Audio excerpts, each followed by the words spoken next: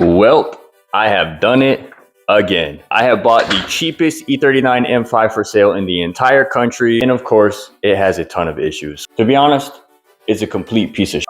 It's right on par with everything else we buy, just like this salvage title blown engine F10 M5. In today's episode, we are going to figure out exactly what is wrong with this car, can it be saved, and what the future plans are for this car. So let me take you back a couple days and let's go show you buying the car. Let's see exactly what's wrong with this thing. I'm on my way to go purchase a vehicle that was not supposed to be on my itinerary. I got a flight at 6 a.m. to go to New York tomorrow. An amount of money that I cannot even purchase an E46 for. This is literally E46 325 I with 230,000 miles and the check engine light on with the oil light on and overheating. 4 window regulators out and no AC.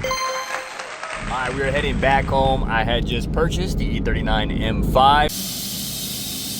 M5 M5 M5 M3, and a multimeter. I don't know how long this is gonna last before my neighbors absolutely hate me, but this is the OG M5. Only thing different is it's on Apex Arc 8, which I'm not complaining about. It's missing the front bumper, but he has it. This was I need it gone right now on the spot, so bought it on the spot. Don't have the title for it, don't have the front bumper, have one key. Car is somewhat in pieces. Window was left down, so the interior is quite dirty. Does not run at the moment. Has a couple issues where that door handle is broken. That door handle is not actuating, so I think the door actuator is out. I'm gonna see if the battery even has charge. Some Michelin Pilot Sports in the rear. Oh wait, no wait, Michelin Pilot Sports all the way around? No mommies. I bought this car, I didn't even look at it. I just pretended to look at it. This piece of junk. What do I do with this? I gotta see how bad it's running. I don't remember. Well, I do, but I don't. This did not have the clear coat failure when I first bought it. And when I had it, it had this, but that was it. It never had this clear coat failure, but it does now. I don't know if it even cranks. It's been sitting for literally a year, so I doubt this thing's gonna do anything at all. I know the battery's gonna be completely shot probably, and these cars are not happy with low battery voltage. I have never even seen a battery with this low of voltage. I mean, look how they left it. So hopefully this thing just wasn't sitting here shorting out. There's a fuse pulled or a relay, so this is already going to be interesting. Let me check the other fuses. I'm probably sure this thing's gonna, yep, that fuse is blown right there. What an S62 that's been sitting for 2 years looks like. Just about every other S62 you've ever seen. Absolutely nothing different. So I know I did new maps. I did a ton of random maintenance on this thing. I sent it to a shop before and got a bunch of stuff done. I know he sent it to a shop. It was at a shop getting looked at and getting worked on. I think they're saying that it had fuel pump issues. Don't want to see that. I hope nothing was in here chewing on wiring. I don't see any remnants of a rodent or something in here. I gotta leave and literally pack. I'm just gonna try to get it so it can lock, and that's literally it. I can't really touch this car for about another week, and it's gonna have to sit here.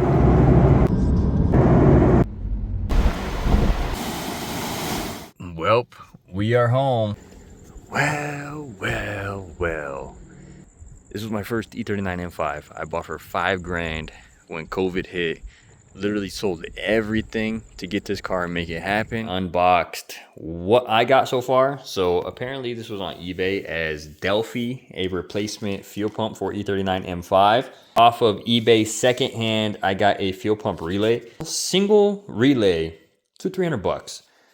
I'm not paying that. I got the actual top hat unplugged, the fuel line off. Now I'm gonna go ahead and get this ring off. Let's change out this fuel pump. I already swapped over this relay for the fuel pump. This is the other one that we ordered. The pump is out, and boy, does that tank not look clean whatsoever. There is quite a bit of dirty ass fuel in there. Oh man, it definitely was not holding up so well in here. Let me take the new one out. This level sensor is stupid corroded. This whole entire thing probably needs to be replaced. That would be best case scenario. All of these wirings are being stripped out of the sheathing and are pretty exposed. The fuel pump is replaced. It's currently 11:55. Has muffler delete and a resonator delete. Yep, my neighbors are gonna kill me. Hopefully it doesn't take too many times to crank it, because I don't think this battery is gonna fully hold a charge. But yeah, let's go ahead and wake up the entire neighborhood. Time to go get a battery. Jump starting it, not working. The battery in the car literally read 12 volts, and as soon as you touch anything, it goes down to 10 and does not come back up. So those cars are a pain in the ass when your battery isn't perfect. So let's just go get a new battery. Just for them to say, oh, the computer's down, so I can't do any core, any exchange, nothing. Now I got 2 big ass batteries in the trunk and no core deposit. So 250 bucks, let's get it.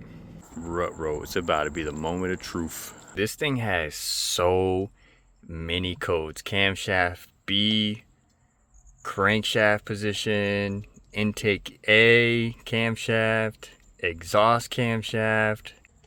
All right, let's just go ahead and hit that real quick.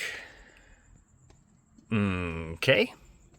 Here's what we could do. Could start this piece of shit again and immediately drive off. That's sketchy because it was just running rough. So it started and obviously it was very ticky because it's been sitting for like a year, but it started up immediately. It literally, I mean, I primed the fuel pump like 5 or 6 times just to make sure that I could hear it and it was activated. Check the oil. Yeah, it started and it ran. I feel so bad and guilty even bringing this nonsense to the neighborhood. Let's go. Let's just...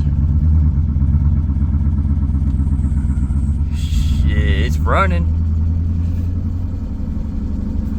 Fuck, it's ticking so bad.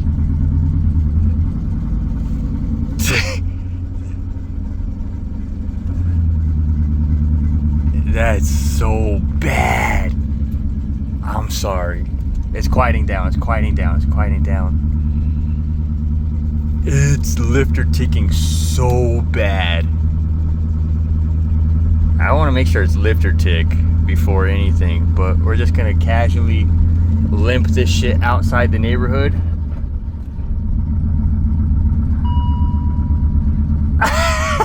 This shit is misfiring so bad. Shut the fuck up back there. God damn. Something's rubbing. This shit has so many different noises. Is this shit gonna stall? This shit does not sound okay.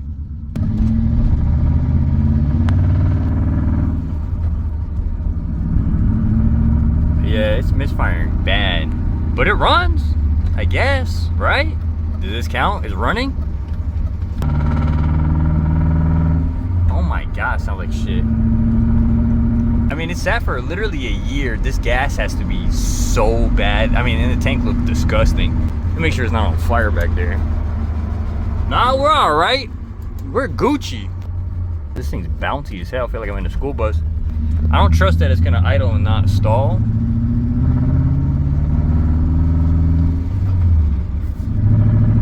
Maybe I'll unplug the maps and just see. Low-key sounds like it's clearing up. Take that back. Well, it's idling. It has noises coming from every single section, front, rear, side, back, just about everywhere. Smells crazy, but it's also been sitting for years, so it's got a lot of stuff to burn off. Some chugging up here, but it doesn't sound. This is just that cover.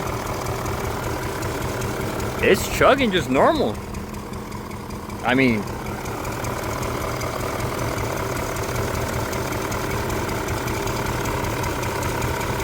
the engine is really not misfiring itself.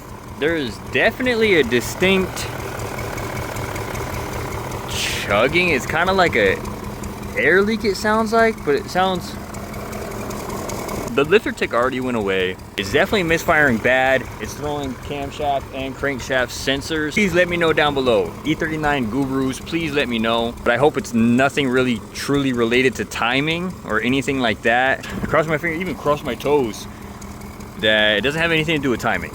I don't trust that this car is sitting here without washing the cluster. I want to go in there and make sure it's not overheating. The check engine light was active and it was on, and as it was sitting there idling as I was recording, it went away by itself. I can't really complain. We're gonna do some research, and I'm gonna hope that one of you beautiful people that watch my channel are gonna give me some great insight. We're gonna shut this shit off now. And I gotta freaking hop over. Buying this car, I honestly did not even think that it was going to run or start. It had spent a year sitting at a shop. That shop that it was sitting at got closed down, and this car needed to go immediately. So this is why I got that car for such a good deal. The person that I sold it to reached out to me and asked me if I wanted to buy it back for next to nothing. Which, of course, why would I not buy it back? Ordered a fuel pump and a fuel pump relay. The relays are like $300 OEM, so I went to eBay and ordered one for like 40 bucks. I went to eBay and ordered the cheapest one I could find, which I have to double check, but I think it was like $130 for a Delphi one compared to the $400 or $500 OEM one, which was not in the budget for this car. Of course, we have the budget for the car, but the car was so cheap, I'm not going to put a bunch of money into it in case that it wasn't going to start. The engine was trash. Whatever the case was, I was going to cut my losses at the absolute minimum and part out the car, which is still kind of an option. After installing the fuel pump, the car immediately fired up and ran like complete shit. The car is throwing a check engine light, and it had about 10 to 12 codes showing camshaft and crankshaft sensors, which I don't know how much of that is true. We have a ton of more work to do, and again, I have to see what codes are going to come back. It has disgusting fuel in the tank. It probably needs to be drained. It's at like half a tank. I'm going to see whether it's worth trying to drain it or trying to burn off that fuel and seeing if the car runs any better as I continue to drive it, which is also pretty sketchy because I don't want that thing to leave me stranded. Now that the car is running, I would appreciate if any of you could drop some comments down below and let me know if this thing is truly throwing camshaft and crankshaft codes or if there is something bigger wrong with it. Once we can get this car a little bit more figured out, you guys let me know what the plan is. I absolutely hate titanium silver. It is probably the worst color you could have on a classic BMW. Silverstone, much nicer color. Titanium silver, trash. I don't want anything to do with it. I've had like 4 or 5 of them. I'm over it. I hate it. Now we could figure out trying to wrap a car and try to do something a little bit more cool. So if you guys are interested in seeing this M5 stick around, maybe we could try wrapping it. Maybe we could try doing something a little bit different that I haven't had any experience with. I'd be interested in learning how to wrap the car, wrapping it even black, white, Emola, something interesting. Titanium silver, cannot do it. Let me know down below what the plan should be. Should we wrap the car? What color should we wrap it?